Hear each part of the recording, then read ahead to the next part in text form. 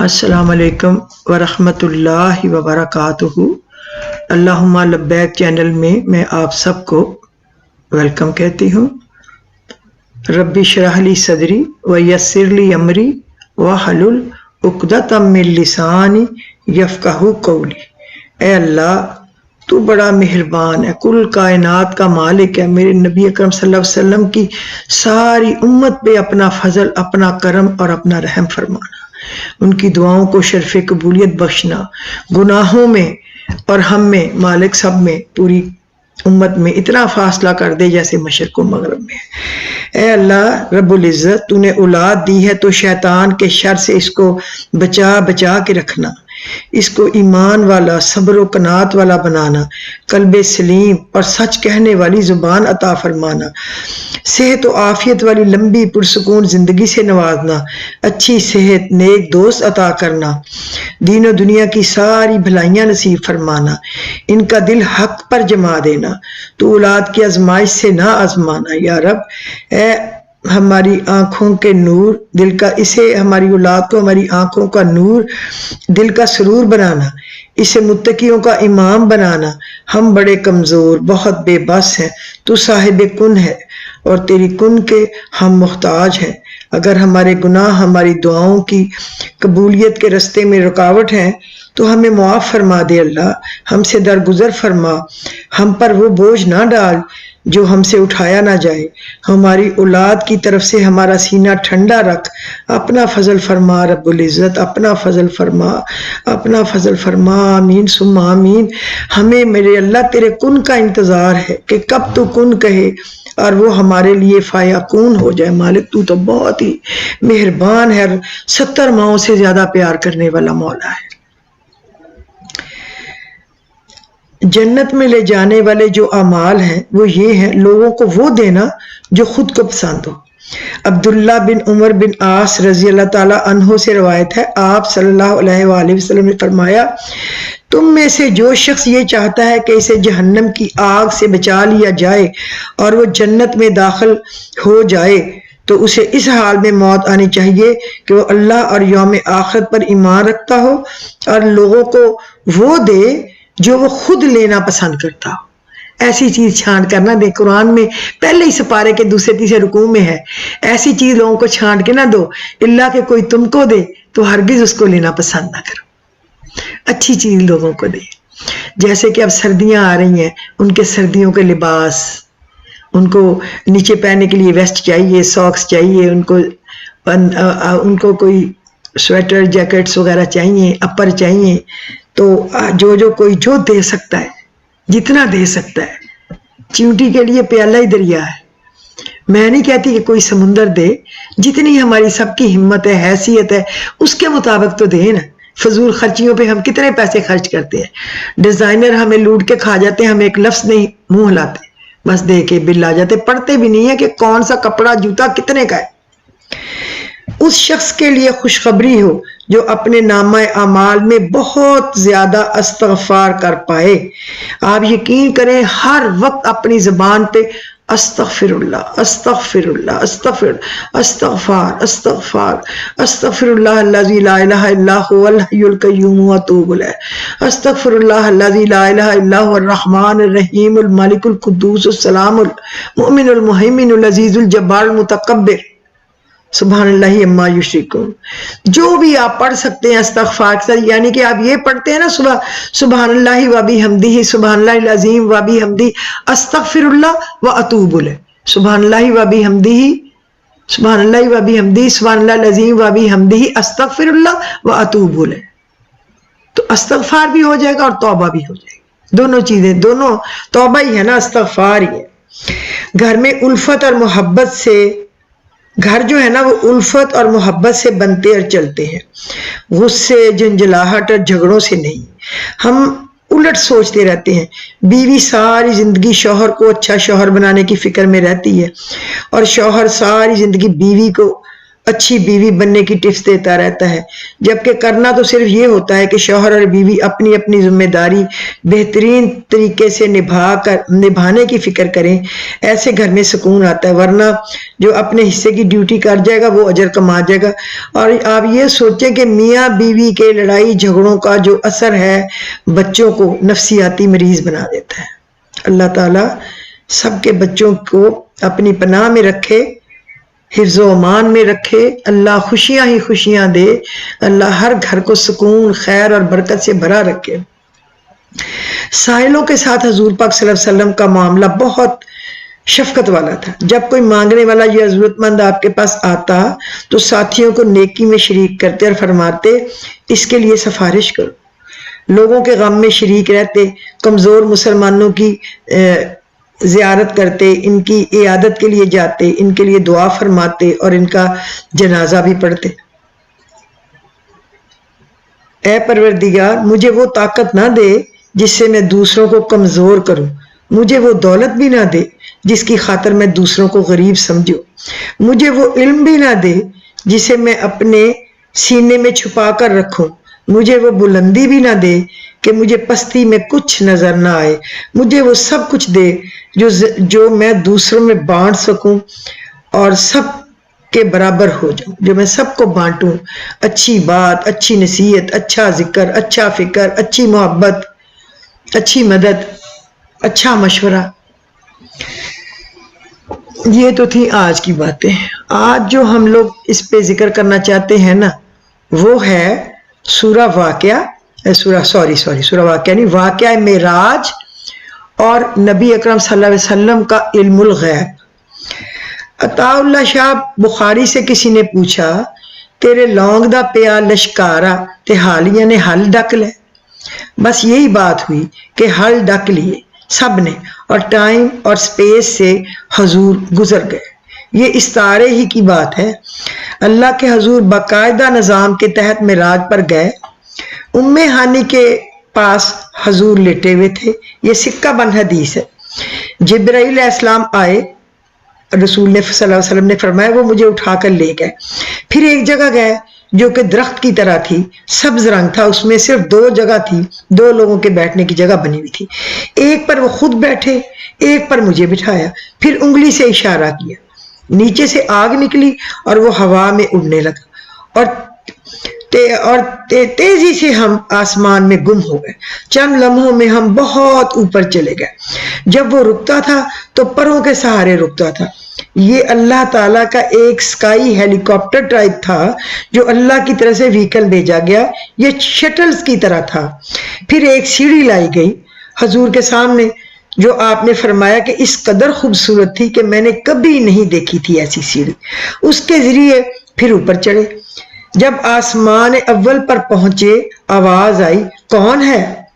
فرمایا جبرائیل۔ پوچھا گیا ساتھ کون ہے؟ بتایا گیا محمد صلی اللہ علیہ وآلہ وسلم۔ جس طرح بڑی بڑی جو آرگنائزیشن ہوتی میں طریقہ ہوتا ہے نا وہی کیا گیا۔ پوچھا گیا خود آئے ہیں کہ بلائے گئے ہیں؟ بتایا گیا بلائے گئے ہیں۔ تو آسمان کا دروازہ کھول دیا گیا اور مرحبا مرحبا مرحبا کی آوازیں آنے لگی۔ 7 آسمانوں پر یہی واقعہ پیش آیا، کہا جاتا رہا گزر جائیں۔ ثابت ہوا کہ اوپر بھی ایک سائنٹیفک سسٹم ہے، اوپر کا جو مختار کل ہے اس نے ہر چیز کو ایک طریقے سے بنایا ہوا ہے۔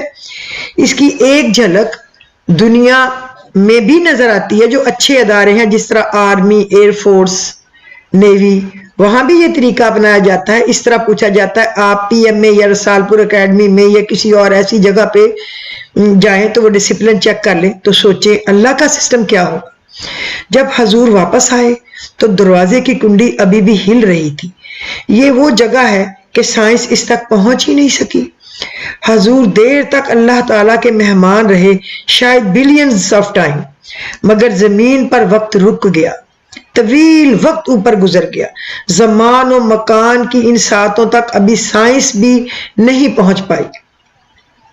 سوچا جاتا ہے کہ اتنے فاصلوں کے درمیان ضرور کوئی کوریڈور ہوگا جس سے رابطہ ہو سکے، داخلے کا راستہ ہوگا۔ دل کے آئینے میں ہے تصویر یار، جب ذرا گردن جھکائی دیکھ لی. دل کے آئینے میں ہے تصویر یار، جب ذرا گردن جھکائی دیکھ لی. تو بندہ جب اللہ کی طرف جھکتا ہوگا تو اللہ سے ملاقات تو ضرور ہوتی ہوگی. اس تصور سے امریکن یونیورسٹی آسٹن کے مارٹن سیس جو سے ملاقات ہوئی. مارٹن سیس آسٹن کے، ان سے جب کوریڈور سے اللہ کو ملنے کا ذکر کیا تو اس نے کہا سٹیئرز یعنی سیڑھی. اس نے کہا ہم نے سائنس کے ذریعے پتہ چلا لیا ہے کہ 8 منٹ پہ ہم ایسی سیڑھی سے زحل سیارے پر پہنچ سکتے ہیں. اب غور کریں کہ اسمال بٹس آف سٹیئرز ہوں گی. پھر آپ قرآن کریم کو پڑھیں، غور کریں. اللہ نے خود فرمایا ہے کہ میں صاحب معارج ہوں، میں ذل معارج ہوں، یعنی کہ میں سیڑھیوں والا ہوں، میں مالک ہوں، سیڑھیوں والا ہوں. یہ اللہ سائنس کی زبان بول رہا تھا. اللہ کا سب سے بڑا کمال یہ ہے کہ ہر چیز کیلکولیٹڈ ہے، سائنس کے حساب سے ہے. اللہ نے 1500 سال پہلے بتا دیا کہ ہر چیز پانی سے پیدا کی ہے. ہر ایک آیت زمانہ آخر تک پرکھ کر اس قرآن میں ڈالی گئی ہے. اس کی شکل و صورت اور مطلب میں تغیر کبھی بھی نہیں آ سکتا. یہ تو آپ سب کو پتا ہوگا کہ قرآن پاک کی مکمل صورتیں 114 ہیں اور کل آیات 6666 ہیں، یعنی ٹیٹرا 66666. اب آپ کو میں نبی پاک صلی اللہ علیہ وسلم کا علم الغیب کے بارے میں بتاؤں. سارے لوگ جتنے بھی ہیں یہ ESP رکھتے ہیں. اپنی پوری زندگی پر غور کریں تو پتہ چلے گا ہم سب میں سے لوگ ہوں گے جن کو خواب یا خیال میں کبھی کبھی شعور ہوتا ہوگا کہ فلاں بات کام یا واقعہ ہونے والا ہے. جاگتے میں یا سوتے میں اس کو ESP کہتے ہیں. ایک آدھ واقعہ سب کی زندگی میں ضرور ہوتا ہوگا جو انسان ہر وقت سوچ اور ٹارچر اور کثرت تفکر سے گزرے تو وہ ESP کو زیادہ کنزیوم کر لیتا ہے. فرانس کا پادری مشیل ناسترالدانس، وہ تباہی، محرومی، غم، اداسیاں اس نے بہت دیکھی تو اس میں فیوچر کا ادراک آ گیا. اس کو علم الغیب کہتے ہیں. یہ اضافی حیثیت رکھتا ہے. فرض کریں ایک آدمی نے 3000 کتابیں پڑھی اور دوسرے نے 5000 پڑھی تو 3 تک تو دونوں ایکول رہے، مگر جب علم زیادہ ہوا تو وہ غیب میں چلا گیا اور پہلا شہود میں رہ گیا. سمجھ آ گئی نا میری بات؟ جتنا علم ہوگا اتنا ہی ہم آگے بڑھیں گے نا. جس نے 3000 کتابیں پڑھی آف کورس وہ آگے گزر گیا اور جس نے 1500 پڑھی وہ اس سے پیچھے رہ گیا. ایک علم الغیب میں چلا گیا اور ایک شہود میں رہ گیا. علم الغیب کو دراصل حقیقت میں کسی چیز کے علم کا نہ ہونے کو کہتے ہیں. یہ اضافی علم کو کہتے ہیں. حقیقت میں کسی چیز کے علم کو نہ ہونے کو کہتے ہیں. یہ اضافی علم کہلاتا ہے. کائنات کے تمام غیب ثانوی حیثیت رکھتے ہیں. ایک غیب حقیقت ہے اور وہ ہے اللہ. وہ اصلی ہے، اللہ ہی غائب ہے. اگر کسی شخص کو اللہ کے بارے میں شہادت ہو سکتی ہے، موجود ہے، تو اس کے بارے میں شبہ نہیں ہو سکتا کہ وہ غیب جانتا ہے کہ نہیں جانتا. اللہ پر صرف ایک شہادت رہ گئی تھی جو نظری ہو، چونکہ اللہ پر جو مکمل ہوا تھا سٹیپ بائی سٹیپ، قدم بے قدم ثبوت جمع ہو رہے تھے. تو جو آرگومنٹ اللہ پر مکمل ہو رہی تھی سٹیپ بائی سٹیپ وہ آگے جمع ہو رہے تھے. اگر موسیٰ علیہ السلام نے اللہ سے کلام کیا تو حضرت عیسیٰ نے دوسرے بڑے مذہب کو ہر وقت ساتھ رکھا تھا، مذاہب کو. تو حضرت عیسیٰ کو اللہ نے یہ دیا تھا کہ وہ مردہ کو زندہ کر لیتے تھے، کوڑی کو ٹھیک کر لیتے تھے، مادرزاد اندھے کو پڑھتے تھے، ٹھیک ہو جاتا تھا، مردہ زندہ ہو جاتا تھا. ایک شہادت باقی رہ گئی تھی، وہ نظری شہادت تھی. تو پھر حضور اکرم صلی اللہ علیہ وسلم کو اس شہادت کے لیے چن لیا گیا تاکہ وہ گواہ بن جائے اس کے. وَمَا زَاغَ الْبَصَرُ وَمَا طَغَىٰ، نہ ان کی بصارت نے کوئی کجی کی نہ وہ ادھر ادھر چونکے. انہوں نے سیر مقصود اپنے حاصل کو دیکھا، یعنی انہوں نے دل بھر کے، نظر بھر کے اپنے اللہ کو سکون سے دیکھا. کون کہتا ہے کہ حضور پاک صلی اللہ علیہ وسلم کے پاس علم غیب نہیں تھا؟ حیرت کی بات ہے ہم ان کے امتی ہوں اور ہم یہ سوچیں یا کہیں محبت سے اپنے رب کو دیکھا، مقصود کو سیر حاصل دیکھا، تعلق اور قربت سے دیکھا، سامنے سے دیکھا. اب جس کو اللہ نے اتنا بڑا اعزاز بخش دیا ہو، کیا آپ ان کو کہہ سکتے ہیں کہ وہ غیب جانتے تھے یا نہیں؟ میں تو خدا کی قسم بے ہوش ہونے کو ہو جاتی ہوں یہ جملہ سن کے نبی کے امتی کا، کہ وہ کہے ان کے پاس علم غیب نہیں تھا. علمی نظری شہادت محمد الرسول اللہ نے دی. امت محمد کی بدقسمتی یہ ہے کہ وہ اپنے نبی کی اس صلاحیت پر اعتبار نہیں رکھتے، اور جو اعتبار نہیں رکھتے ان کی قسمت میں نہیں ہے اتنا بڑا عزت پا لینا یا شرف حاصل کر لینا، یا اللہ کو پسند نہیں ہوگا کہ ان کو ان بندوں میں شامل کرے. میں تو کہتی ہوں لا الہ الا اللہ محمد رسول اللہ. میرے نبی اکرم صلی اللہ علیہ وسلم کو اللہ نے ہر وہ بات بتائی جو ضرورت تھی کہ اب دین مکمل ہو رہا ہے، اس کے بعد کوئی نبی نہیں آنا، آپ آخری نبی ہیں، تو اب جو باتیں رہ گئی ہیں وہ ان کو بتا دیں. کیا وہ ایسا شخص ہے جو کویسچن کر سکے کہ اتنے علم کے بعد اپنے نبی پر، جس کے نبی کو اللہ نے اپنے پاس بلا کر دیدار کروایا ہو، اپنی جاگتی آنکھوں سے دیکھا ہو؟ امتی اس کو کہتے ہیں جو اپنے نبی کی ہر بات اور ہر صلاحیت پر اعتبار رکھتا ہے، وہ امتی کہلاتا ہے. جو اعتبار نہیں رکھتا وہ امتی نہیں ہے، وہ کسی اور کی امت میں چلا جائے. اور بے چون و چرا شہادت دیتا ہو کہ ہمارا نبی سچا ہے، وہ امتی ہے. اور ہمارے نبی کو تو کافر اور مشرک بھی سچا اور امانت دار مانتے تھے، کوئی شبہ نہیں رکھتے تھے. کوئی شخص ایسا ہے جو یہ سوال کر سکے کلی علمی صلاحیت پر؟ تو ہمارا اعتبار ہے. لارڈ رسل نے کہا کہ محمد اللہ کے سچے رسول ہیں، گواہ ہیں. لارڈ رسل he only know the relationship of things. یہ اس نے کہہ دیا جو مسلمان ہی نہیں تھا. حضور نے اللہ سے دعا کی تھی، اللہم بینی بہی حقیقت الاشیاء، اے اللہ مجھے حقیقت میں اشیاء کی خبر دے دے، مجھے وہ بتا دے جو کہ ہے اصلی باتیں. تو اللہ نے ان کی دعا قبول کر لی. دور حاضر کا مفکر کہتا ہے ہم صرف اشیاء کے تعلق کو جانتے ہیں، اور نبی اللہ سے کہتے ہیں کہ حقیقت اشیاء کی خبر دے دے. اور حضور نے دعا کی ہے کہ اے اللہ میں پناہ مانگتا ہوں اس دعا سے جو قبول نہ ہو، اور میں پناہ مانگتا ہوں اس دل سے جو اللہ سے نہ ڈرے، اور پناہ مانگتا ہوں اس علم سے جس سے نفع نہ ہو. یہ ساری دعائیں ابتدائی نہیں ہیں، آخری ہیں. جو خدا کا رسول اس علم سے زیادہ پناہ مانگتا ہے جو نفع نہ دے، اس سے پناہ مانگتا ہے. اس دعا سے جو قبول نہ ہو، اور اس دل سے جو اللہ سے نہ ڈرے. اور وہ اللہ سے اشیاء کی حقیقت جاننے کی دعا کر رہے ہیں، وہ ہمارا نبی ہے. پھر ہم اس نبی کو مان کے اس کو دیکھی چیز کو ہم جھٹلائیں؟ کیسے جھٹلائیں؟ وہ جرت کہاں سے لائیں؟ لا حول ولا قوت الا باللہ کہ ہم اپنے نبی کی ان باتوں کو جھٹلائیں. یا تو کہیں کہ نبی کی یہ باتیں جھوٹی ہیں، تو پھر تو ہم ان کے امتی ہی نہ ہوئے. نعوذ باللہ نعوذ باللہ. میرے منہ میں خاک، بلکہ میرے منہ میں شٹ. کیا اللہ نے اپنے رسول کی دعا سنی نہ ہوگی؟ لوگوں کو 1 بلین سال اور چاہیے سارا علم حاصل کرنے کے لیے. انسان کو ایک اور 20ویں صدی چاہیے اشیاء کی حقیقت جاننے کے لیے. اس پیغمبر کی علمی حقیقت پر کوئی شبہ نہیں ہو سکتا. اور جو امتی کسی نبی کی بات پر یقین نہیں کرتا، نبی کا معنی ہی یہ ہے غیب جاننے والا، غیب کی خبر دینے والا. اور جو امتی اپنے نبی کے ہاتھ پر بیعت کرے، اگر وہ اپنے نبی سے یہ سوال کرے تیرا علم کتنا ہے، تو پھر تو یہ بے ادبی بھی ہے، کم عقلی بھی ہے. نبی کہتے ہی غیب جاننے والوں کو ہے، غیب کی خبر دینے والا. یہ گستاخی رسول بھی ہے اور جہالت علمیہ بھی.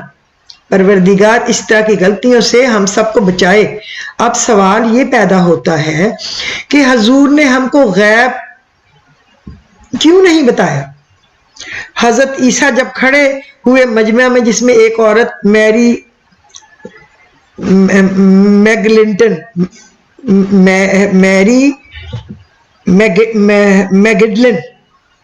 میگڈلن کو پتھر مار رہے تھے اور اسے زنا کی سزا دی جا رہی تھی، حضرت عیسیٰ اس مجمع میں وارد ہوئے اور فرمایا اس کو پتھر وہ مارے جس نے خود یہ کام کبھی نہیں کیا۔ اے فلسطینیوں، اے یہودی علماء، صرف وہ اس پر پتھر مارے گا جو اس گناہ سے بری ہوگا۔ میری میگڈلن پہ وہ پتھر مارے، کوئی عالم آگے نہیں بڑھا، سب کھڑے رہ گئے۔ وہ جانتے تھے کہ حضرت عیسیٰ علیہ السلام غیب کو جانتے ہیں، کیونکہ وہ کہہ چکے تھے کہ مجھے خبر ہے گھر میں تم کیا کھاتے ہو، کیا چھپاتے ہو۔ وہ یہ دعویٰ کر چکے تھے، اور فلسطینی اور یہودیوں کو معلوم تھا کہ یہ علم الغیب رکھتے ہیں۔ ان کو پتہ تھا کہ یہ دعویٰ کر چکا ہے کہ تم کیا کرتے ہو۔ تو حضور نے بھی ایک دفعہ یہ واقعہ پیش کیا تھا نا کہ امتی یہ نہ کہہ سکے کہ ہمارے نبی کو علم الغیب نہیں ہے۔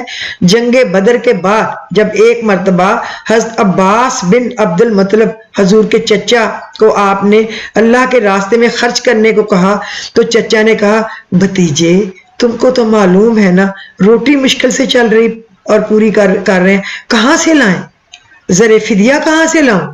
آپ نے کہا زر فدیہ کے بغیر آپ چھٹ نہیں سکتے۔ آپ نے فرمایا، چچا وہ جو ام فضل نے چھپا کے رکھے ہوئے ہیں پیسے صندوق میں ڈال کر، وہ تو ان کے چچا نے کہا، میں خدا کی قسم کھا کر کہتا ہوں آپ اللہ کے رسول ہیں، کیونکہ ام فضل کے علاوہ تو کسی کو پتہ ہی نہیں کہ پیسے صندوق میں رکھے ہیں۔ یہ ڈیمونسٹریشن دی ہے آپ نے کہ امت کو پتہ چل جائے۔ باقی پیغمبر تھے معجزات کے، یہ معلم تھے، ٹیچر تھے، پریکٹیکل کر کے دکھانے والے تھے۔ یہ نیشنل ان نیچرل پیغمبر نہیں تھے، اور یہ ہر چیز نیچرل کے نبی تھے۔ باقی پیغمبروں کے جواب اور تھے، آپ کا جواب اور تھا۔ کائنات میں ہمیشہ کے لیے اللہ کا علم مکمل ہو رہا تھا، آپ آخری نبی تھے، اور جادو جنات معجزات کا ٹائم نہیں تھا، بلکہ سب کچھ مکمل ہو رہا تھا۔ اب موسیٰ عیسیٰ علیہ السلام کی ضرورت نہیں رہی تھی، اب محمد رسول اللہ کا زمانہ تھا۔ آپ پر غیب بتانا روکا گیا، ہمیشہ کے لیے اللہ کا میسج ختم ہو رہا تھا۔ غیب آپ سے چھینا نہیں گیا، غیب روکا گیا آپ سے کہ آپ لوگوں کو نہ بتائیں۔ اگر آپ معجزات دکھاتے تو کلاس کو شبہ ہو جاتا کہ یہ اصلی علم ہے، اور کتاب سے توجہ ہٹ جاتی۔ کوئی اچھا استاد جب کلاس میں کھڑا ہوتا ہے نا تو وہ اگر مطلب سے ہٹ کر ادھر ادھر کی بات کرے تو لائق شاگرد فوراً کھڑے ہو جاتے ہیں اور کہتے ہیں حضور اپنی اصل بات پر رہیں، وقت ضائع ہو رہا ہے، ٹو دا پوائنٹ پلیز۔ حضور اپنے کام میں بالکل پریکٹیکل کام کرتے تھے، وہ حکم کے مطابق چل رہے تھے، نہ ذرا سا ادھر نہ ذرا سا ادھر۔ یہی اللہ کو مقصود تھا۔ تمام معجزات کو جبرن روکا گیا اور نبی کو اس کتاب اور عمل تک رکھ دیا گیا۔ ان کو خدا نے ہر چیز کا علم دیا ہوا تھا۔ ہمارا نبی ماشاء اللہ لا قوت الا باللہ مکمل علم والا نبی تھا، اللہ کو دیکھنے کا واحد گواہ تھا، عالم پیغمبر تھا۔ ہمارا نبی ہر اشتباہ سے اپنے نبی کو پاک رکھا اللہ نے، اور قیامت تک کے لیے وہ آخری نبی تھے۔ ان کو اللہ نے کوئی چیز ان سے پوشیدہ نہیں رکھی، لیکن چونکہ قرآن کی طرف، آخری کتاب کی طرف توجہ مبذول رکھانی ضروری تھی، اس لیے اللہ نے ان کو دائیں بائیں ہٹنے کے لیے اجازت نہیں دی، کیونکہ اتنا ٹائم نہیں تھا ان کے پاس۔ آپ کو پتہ ہی ہے کہ وہ کتنی عمر میں تو اللہ کے پاس بھی جا پہنچے، اور ان کی شان دیکھیں کہ جبرائیل کو بھیجا، پوچھو رہنا چاہتے ہیں، آنا چاہتے ہیں؟ آپ نے پوچھا اللہ تعالیٰ خود کیا چاہتے ہیں؟ جبرائیل علیہ السلام نے کہا وہ آپ سے ملنے اور آپ کو دیکھنے کے لیے بےتاب ہے۔ تو آپ نے فرمایا تو پھر میں تیار۔ یہ ہمارے نبی تھے۔ اللہم صلی علی محمد وعلی آل محمد کما صلیت علی ابراہیم وعلی آل ابراہیم انکا حمید مجید۔ اللہم بارک علی محمد وعلی آل محمد کما بارکت علی ابراہیم وعلی آل ابراہیم انکا حمید مجید۔ میرے نبی پہ ہر سانس کے ساتھ اربوں خربوں خربوں خربوں بار درود و سلام۔ اللہ تعالی ہمیں ان کے جھنڈے کے نیچے جمع کرے، قیامت کے دن ہمیں ان کی کالی کملی میں چھپا دے، اور ان کے ہاتھوں ہمیں حوض کوثر کا پانی نصیب کرے۔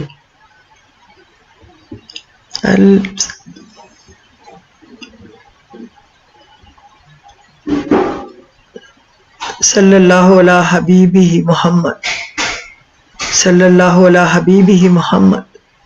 اللہ کا رسول بہت عزت و مرتبے والا ہے، ان پہ کروڑوں اربوں درود اور سلام۔ آج کا میرا پسند آیا ہوا ایپیسوڈ تو آپ کائنڈلی اس کو لائک اور شیئر کر دیجئے، اور اگر آپ کے قیمتی وقت میں نبی اکرم صلی اللہ علیہ وسلم کے علم الغیب اور واقعہ معراج کے متعلق چاہتے ہیں کہ کچھ اور لوگ بھی اس کو سنیں دیکھیں، تو آپ کچھ لوگوں کو سبسکرائب کر دیں۔ دس از اپ ٹو یو، جیسے آپ کا دل چاہے، کوئی زبردستی نہیں ہے کہیں بھی دین میں۔ تو آپ مجھے اجازت دیجیے، خدا حافظ۔